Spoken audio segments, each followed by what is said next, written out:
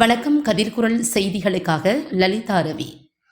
வேப்பூர் தாலுகா அலுவலகத்தில் ration card பதிவு செய்ய லஞ்சம் வசூலா, பொதுமக்கள் குற்றச்சாட்டு.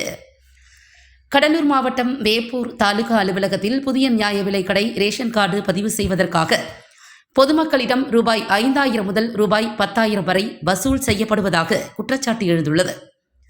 மேலும் ஆட்சி மாற்றத்திற்கு பிறகு தேர்தல் வாக்குறுதியாக ஒவ்வொரு ரேஷன் கார்டுக்கும் ரூபாய் 2,500 வழங்கப்படும் என்ற அறிவிப்பை பயன்படுத்திக் கொண்டு பதிவு செய்ய வேண்டும் எனில் கட்டாயமாக பணம் வழங்க வேண்டும் என கூறுவதாக வேப்பூர் டிஎஸ்ஓ சாந்தி மீது பொதுமக்கள் மற்றும் சமூக ஆர்வலர்கள் புகார் தெரிவித்து வருகின்றனர்.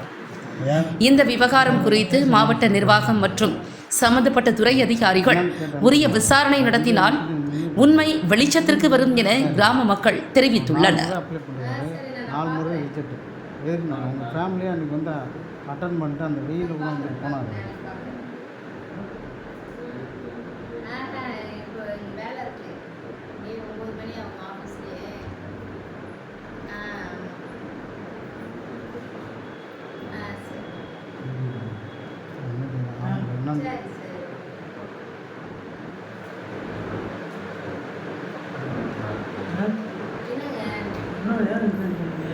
நாலு முறை மேடம்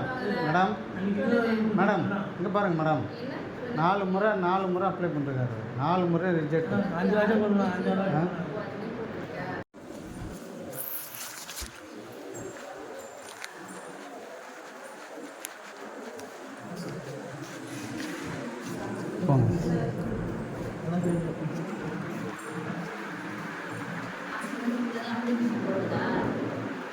போமா